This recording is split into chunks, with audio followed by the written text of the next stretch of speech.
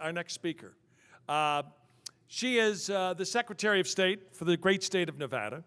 She is, and I've had a chance to watch her up close. She is a workhorse. She's not necessarily a show horse. You don't see her on the front page of every newspaper in the state or see her on TV all the time. But she works very hard for the people of Nevada. Please welcome the Secretary of State, Barbara Cegavske. And by the way, we are going to get you on our show.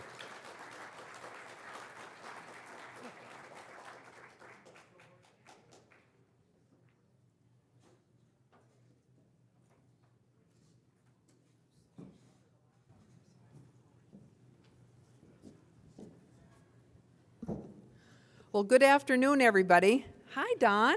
Our senator's here from up north. It's good to see you, and we've got Ron Connect, our controller, in the audience. It's wonderful to see you. Jerry, hello. Nice to see you as well. I am Barbara Cegavske, and when people say I can't say your last name, I just tell them to call me Barbara, right? Okay. You all remember that ad, right? Okay. Well, I am so excited to be here today to see you, and I've been talking to Chuck for the last few months. He's been planning this, and I don't know if you've given him a hand, but I think we need to thank him for getting us all together. Now, with talking about Chuck, I want to reference his two children, Jana and CJ. If you have not seen them, are here, and they're going to be passing out these brochures. And I promised Sue Loudon, who is the state chair of Maggie's List, that I would introduce this and talk to you about it so that you all were aware of it. She is the state chair of Maggie's List, and Maggie's List is the opposite of Emily's List. Emily's List is what the Democrats have. Well, the Republicans have Maggie's List and not Emily's List. But we have Maggie's List, and the founder was a U.S. senator, and she's very well known. And then for any of you who don't know, Congresswoman Mimi Walters, have you heard of her? She's a Republican in California that's been elected. Yeah. Well, Mimi is awesome, and I told Chuck he has to get her here for some talk or something. She's really, really great. She's wonderful. So today is the day that you can sign up for Maggie's List if you want. Sue said she'd take $5 donations. She didn't care. But if you sign up for $100, Jenna is wearing the brooch that you would get if you sign up for $100. It says Maggie's List. We have 9 of them today. If anybody's interested, they're coming down. CJ and Jenna are right behind the third table. They're coming your way. But Sue Loudon would really appreciate any support, and look her up on the website. Look this whole program up. You can find out about it. When I ran for Congress, they were behind me. They're looking for great women to help support. They're really doing a great job. And that might be something, Kevin, for your show, is to have Sue Loudon on. I think it would be really great. Just to let you know, I brought my Deputy of Elections. If any of you haven't met him, it's Wayne Thorley. He's doing an excellent job. And I'm going to have him come up and talk as well. But I wanted to tell you a little bit of what we've been going through and what the office has done this is our third year that I've been in there. And by the way, thank you very much for your support. And I love my job. I've got the best staff. I've got 8 divisions. I've got deputies, and they're all doing a fantastic job. And it's one of those things where you can never have enough employees for all the work that you have. You know how that goes? You all probably have, Brent, you have a business that you never have enough employees for all the work you have, right? So with that, thank you for letting me talk about Maggie's List. So remember that. We have a response and an answer to Emily's List, which you hear about all the time, all the money they fund. Well, Maggie's List will do the same. All right, so session successes. I just wanted to let you know we had 8 bills that we submitted. 7 of them got passed, and it wasn't without a lot of work. We played a lot of defense. We went around, as you can ask Senator Gustafson, we went around to the different lawmakers and asked them about the bills, would talk to them about it, worked on amendments, but we played a lot of defense. But we got them done. We got the 8 of them. Out of 8, we got one And the one that they would not pass is the one that we asked for them to give us 4 years of veterans not having to pay any fees for the business licensing. And they would not pass that. They said they could not get enough votes out of the committee, and they refused to pass that bill. I thought that was a slam dunk out of the 8. You know, if anybody would have passed anything, it would have been that one. But they were concerned because we didn't know the dollar amount. I went, okay. And so we didn't get that one, but we'll try again. But it is for veterans to be able to start up a business and not have to pay all the fees. We wanted to help them out. So we still think it's a good idea, and we're still going to try for that again. But that's the one that we didn't get. We did get, we're able to ask the legislature for they gave us $8 million. We didn't know what we were going to get at the end, but we asked for if there was any money that we could have to help with the voting machines, because we knew we had to replace them. So in replacing them, we asked the counties, we went out to the counties, I talked to a lot of commissioners, and I said, I need you to pony up 50%. Whatever it costs for your county, in the 17 counties, whatever it costs, you guys have to cough up 50%. And they looked at capital funding. We had one county that had mining money, proceeds. And so they're using those different funds to help fund the other half for the machines. Now, we felt pretty good about that. The other party that was in charge worked with us and worked with the clerks. So just want you to know that that was something that was on our list, and we were successful in that. Now, one of the things you might not know that might help set some people at ease, we do certify the machines. We have 2 companies that are certified in the state of Nevada. We only have one group in Carson City. Carson City is going to go with a different vendor than the other 16 counties. And that was fine because they're certified. We certify our machines with the gaming. The gaming, they come out and they don't charge us, and they certify our machines. Who better in the state of Nevada that does the gaming machines to have them certify our voting machines? So we feel really confident and very good when they help us with that. And they're excellent to work with. We've really had Will that be for next year? Yes, for our next election, you'll have all the new machines. And in October, I think is it the 10th? October 10th, the Elections Division in Clark County, the Joe Gloria, the voter registrar, will be having a open house. So you can go down there. It's, I don't know, do you all know where it is? You've probably all been down there. But we can get you the address. I can have Chuck send it out. But anybody that wants to go out and look at the open house, look at the new machines, the new equipment, this is in October, and they also will take you on tours. And if you have not been out there, it's huge. It's massive. We have people coming from other, not only other states, but other countries to look at this model. It's a very, very good model and very well recognized in the United States. So if you want to come out on the 10th, we'd love to have you come out and see it. And it's all day that it'll be open for you to review. Some of the issues that we had during the 2016, you might have heard about in the paper, and that was people that were registering people to vote. It was a big issue. We had groups and organizations and people that were not truthful. They committed felonies by falsifying the voter registration forms, and also we had problems with the signatures for the initiative petitions, the gathering. They falsified people's names and falsified dates, times.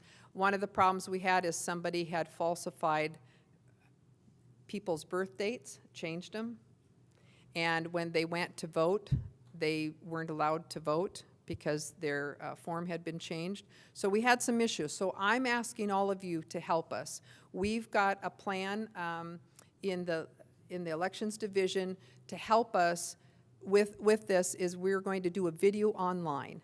So if any of you are going to go out and register voters, we'll have a video This is one of the things we didn't get in one of the bills we had. We asked the legislature if they would mandate training, that you had to be trained in both of those areas because we had so many problems.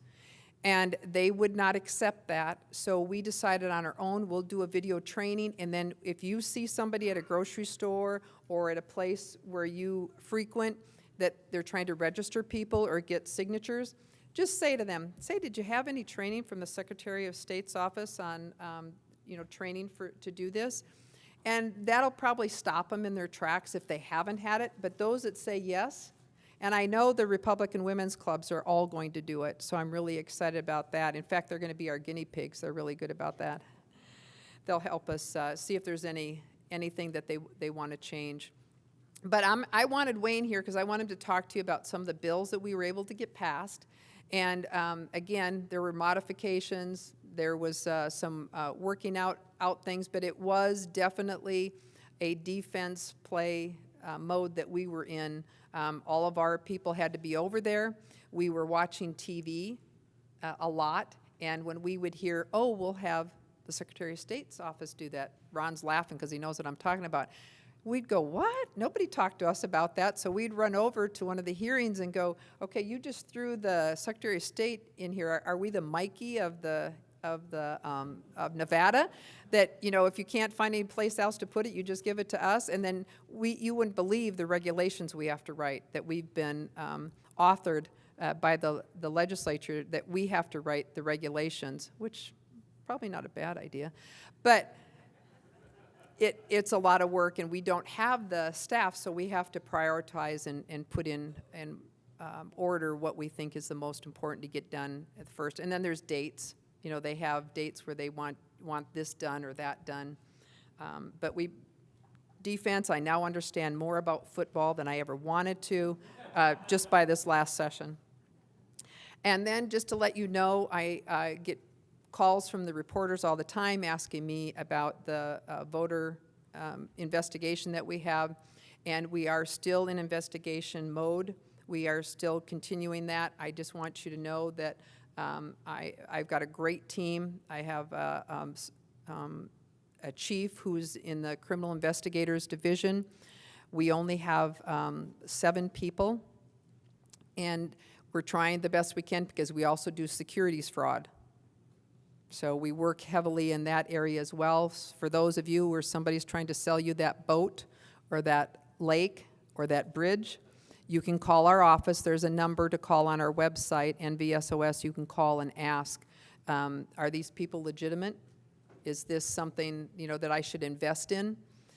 One of the things that we found out through doing this, I'd go on some of the interviews and then I would ride along also, is that a lot of the seniors that are pointed at didn't get anything signed.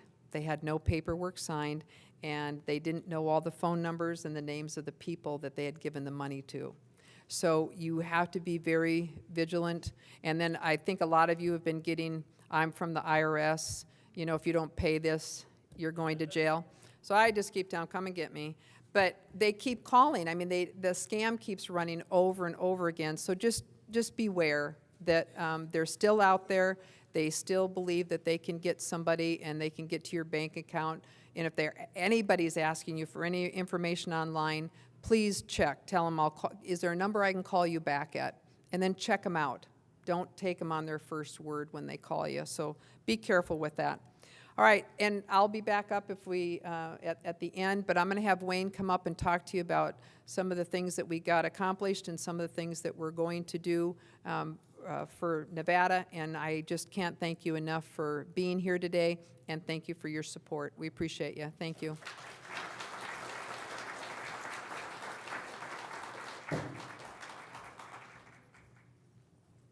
Good afternoon, everybody. It's good to be here in Las Vegas. I live in Carson City now, but this is my hometown. I lived here all growing up. Went to high school here, got 2 degrees from UNLV, and so I love coming back and visiting. As the Secretary said, my name is Wayne Thorley. I'm Deputy Secretary of State for Elections. And I just want to talk to you real briefly about a couple of programs that we have through the Secretary of State's office that we're really excited about and that we promote whenever we're out at public events. The first program is called EASE, E-A-S-E. It's the Effective Absentee System for Elections. This is a program that we were able to develop with the help of a grant from the Federal Voting Assistance Program, or FVAP, which is an agency within the U.S. Department of Defense that focuses on helping overseas citizens and members of our military engage in the electoral process. So FVAP gave us a grant, and we were able to develop a program where we can securely deliver ballots online to our military men and women who are serving overseas and citizens living overseas through our secure online portal. One of the biggest challenges that military members and overseas voters have in participating in elections is that many of them are in areas with unreliable mail service, and so they have a hard time meeting some of the deadlines and getting their balloting material to them and then also back to us so that we can count it by election day. And it's a big barrier. So we've developed this tool where we can deliver ballots to them securely online by logging into our portal, and they can get their ballot there. Online they can mark it, and then they can return it. And it cuts down on the time that they have to wait to request a ballot, wait for it to be mailed to them, reach out and contact their local registrar, county clerk. Because what we find is they're serving in areas where when it's daytime for them, when it's business hours for them, it's not business hours for us. We're sleeping. So they have a hard time getting in contact with their local election official because of the time difference.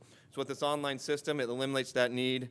We hear from military voters all the time how great a system it is and how they wouldn't be able to participate in the election without it. In fact, just last year, the Secretary and I, thank you. Secretary Cegavske and I went to Fort Bliss in El Paso, and we visited with about 150 Nevada National Guardsmen and women who were getting ready. They're in pre-deployment training, getting ready to go over to Kuwait to serve a one-year border security tour. And they were leaving shortly before the general election. So we were able to go to Fort Bliss, provide them with this information, and we heard from some of them that it was a great program, that they were able to vote. And they recently returned to the U.S. safe, and so we're grateful for their service. It's the 485th Military Police Company from the Nevada National Guard, the Law Dogs. Another program we have is the Vote to Honor a military or a veteran. We have a program where you can go to our website and submit an application and dedicate your vote, your participation in the election to a friend, family member, spouse, child who has served in the military and fought to protect our rights to vote and to protect the rights that we hold dear in this country. So you can fill out a short form, and you can also write a testimonial to that person, a thank you for them for their service, for the things that they're doing that allow us to participate in free elections. And then we'll post that testimonial on our website as a dedication to the men and women who are currently serving in our military and have served in the military in the past. And then we'll also send you a pin, a little lapel pin that says, "I vote to honor a veteran." And then we encourage everybody that participates in this program to wear that pin with them to the polling location as they dedicate their vote to a military, former or current military member. Again, that's on our website at nvsos.gov. If you have any questions about these programs, you can always contact the Elections Division at nvelect@sos.nv.gov, or you can call 775-684-5705. And if you didn't get those, just grab me right afterwards and I'll get you that information. But it is all available on our website. And then just lastly, I'd like to reiterate again something that the Secretary mentioned. And we're very thankful for the legislature this year. Senator Gustafson, Assemblyman Marchant, I saw in the back somewhere. I don't know if there's any other legislators here. But thank you very much for the grant funds that we received this year. The $8 million that we are granting out to the 17 counties to purchase new voting equipment that will be in place for the election next year. So thank you very, very much, Senator Gustafson, Assemblyman Marchant, and others. Thank you. As the Secretary mentioned, there will be a public unveiling of the new voting system here in Las Vegas on October 10th. That's a Tuesday. It's an all-day event at the Clark County Election Department, which is in North Las Vegas. The address is 965 Trade Drive. It's an impressive operation they have out there. I don't know if you guys know this, but Clark County is the 14th largest voting jurisdiction in the country. It is one of the largest voting jurisdictions in the country, and the Registrar of Voters there, Joe Gloria, does a great job. And we're excited to unveil this system to the public. It's got a fully auditable paper trail, as the Secretary mentioned, certified both federally and here in the state by the Gaming Control Board in our office. And it's got the most sophisticated technology that will allow us to take advantage of the latest advancements in auditing so that we can do statistically valid audits to make sure that the totals that are reported are the vote totals that were actually cast and that the will of people is being heard. I think that's all I have. One other thing, AB 45 from last session is a bill that we fought really hard on and were able to get through. Unfortunately, it didn't include the mandatory training. We did include mandatory training for voter registration drives and petition signature gatherers, and unfortunately, that didn't make it in the final version of the bill.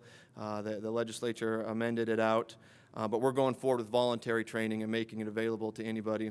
But one thing we did get in that bill is some additional disclosures on the campaign reports that candidates have to submit for ending fund balance and credit card itemization, which will increase transparency and allow the public to see exactly what kind of war chest the candidates are carrying around. So thank you all for your time, and we really appreciate your support.